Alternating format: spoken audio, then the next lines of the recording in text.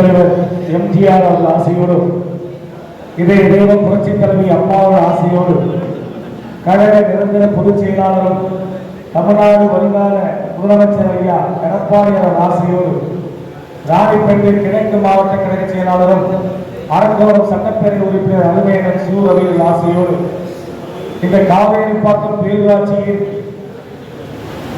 வேட்பாளர் அறிமுக கூட்டத்திற்கு அனைத்து இந்திய அண்ணா திராவிட முன்னேற்ற கழக தலைமையிலான தேசிய ஜனநாயக கூட்டணி வெற்றி வேட்பாளர் அண்ணன் கா சரவணனை ஆதரித்து இந்த அறிமுக கூட்டத்திற்கு சிறப்பான வரவேற்பை நிகழ்த்தி அமர்ந்திருக்கின்ற முன்னாள் அமைச்சரும் எங்களை போல கழக தோழர்களை அன்பாக வழிநடத்திய அண்ணன் முன்னாள் அமைச்சருடைய மகன் ஆர்வின் மஞ்சுநாதன் அவர்களே மற்றும் இந்த நிகழ்ச்சிக்கு எனக்கு பின்னாலே எவ்வாறு செயல்பட வேண்டும், வருகின்ற தேர்தலிலே எவ்வாறுலாம் நாம் வாக்கு பெற வேண்டும் என்று கூற இருக்கின்ற முன்னாள் சட்டப்பேரவை உறுப்பினர் அருமையன் சம்பத் அவர்களே மற்றும் இந்த நிகழ்ச்சிக்கு வருகை தந்துள்ள இந்த சோழிக சட்டத்தை நாம் எல்லாம் செய்ய வேண்டியது இந்த காவேரி பாக்கம் பேரூராட்சியில் கடந்த நாடாளுமன்ற தேர்தல்களோ நம்ம நடந்த நாடாளுமன்ற தேர்தலில் வந்து ஏழைக்கு நம்ம கட்சி வந்து 5717 ஓட்டு வாங்கிச்சு.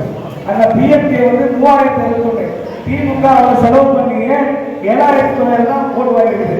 அங்கேயே நம்ம 1000 ஓட்டு ரீதியாக நடத்துகிறோம். ஒவ்வொரு சோழிங்கர் கிழக்கு ஒன்றிய மாவட்டம், மேற்கு ஒன்றிய மாவட்டம், காவேரி பக்கம் ஒன்றிய மாவட்டம், நெமிலி ஒன்றிய மாவட்டம், நெமிலி பேரூராட்சி ஆகட்டும், சோழிங்கர் ஆகட்டும், ரெண்டுமே கூட்டணி சேர்த்தா நம்ம 16 வாக்குகள் ஏற்கனவே வெற்றி பெற்றிருக்கோம். இருந்தாலும் எதிரணியை நம்ம துவசம் செய்யணும். இன்னைக்கு நம்ம கட்சியில வாரியோ எம்எல்ஏ எம்பி மாவட்ட செயலாளர் அனுமதிச்சுட்டு இன்னைக்கு சீட்டு கிடைக்கல. எதிரணியில எம்ஜிஆர் புரட்சி தலைவி அம்மாவும் பிஎஸ்எஃப் கருணாநிதி சொன்னாங்க. இன்னைக்கு அந்த அணியில போயிட்டு பாட்டாளி கட்சி டெபாசிட் எடுத்துட்டான். இந்த கடவுளுக்கே போதுமா? இன்னைக்கு இருக்கிற நிலைமை அது. இதெல்லாம் மாற்றணும்.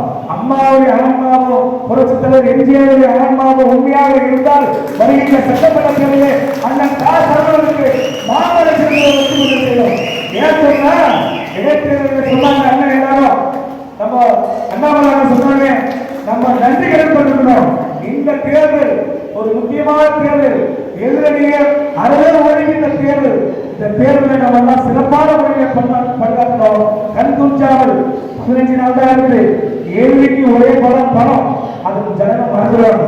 ஆனா நம்முடைய வேட்பாளர் ஒரு சாதாரண வேட்பாளர், நம்மளை போல எல்லாருக்கும் அனுபவ அணுகின்ற வேட்பாளர். இவருக்கு ஒவ்வொரு நாளும் இந்த 15 வகையை நம்ம சென்று மக்களை சந்தித்து இன்னைக்கு அற்புதமான எடப்பாடியா சொல்லியிருக்காரு. நாங்கள் ஆட்சிக்கு வந்தால் அனைத்து மகளிருக்கும் ரூபாய் 2000 வழங்கப்படும் சொல்கிறார். ஒவ்வொரு குடும்ப அட்டைக்கும் ஒரு பிரிட்ஜ் வழங்கப்படும் சொல்கிறார்.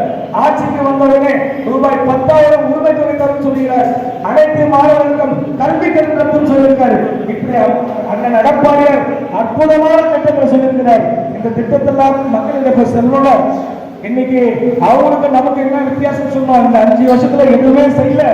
இன்னைக்கு சொல்றாரு ஸ்டாலின், டெல்லிக்கும் தமிழ்நாடு போட்டியா 1999 பிஜேபி கூட்டணி வச்சு அன்னைக்கு வந்து நீ மந்திரி சபை இடம்பெறும் போது மலையாள கட்சி இல்லையா பிஜேபி? இன்னைக்கு ஐயா எடப்பாடியார் கடந்த 4 வருஷமா எல்லா திட்டத்தையும் மோடிச்சுக்கிட்டு தான் சொல்லி பெற்று வந்து நல்லா சிறப்பா செய்யறாரு. இன்னைக்கு நம்ம ஆட்சி, இன்னைக்கு ஐயா எடப்பாடியார் ஆட்சி வந்தா மத்தியில வந்து மோடி இருக்கிறாரு, நிறைய பல்ஸ் வாங்கி வருவோம். அந்த அடிப்படையில் கூட்டணி வச்சுக்கிறாரு. ஆனா இன்னைக்கு தோல்வி பெற்ற ஸ்டாலின் இன்னைக்கு டெல்லிக்கும் தமிழ்நாடு தான் சொல்றாரு.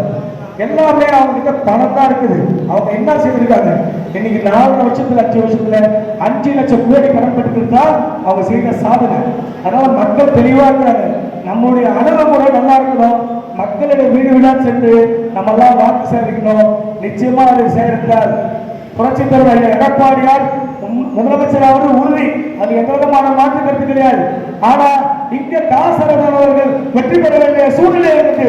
இவர் வெற்றி பெற்றால்தான் முதலமைச்சராக எடப்பாடியார் வர முடியும்.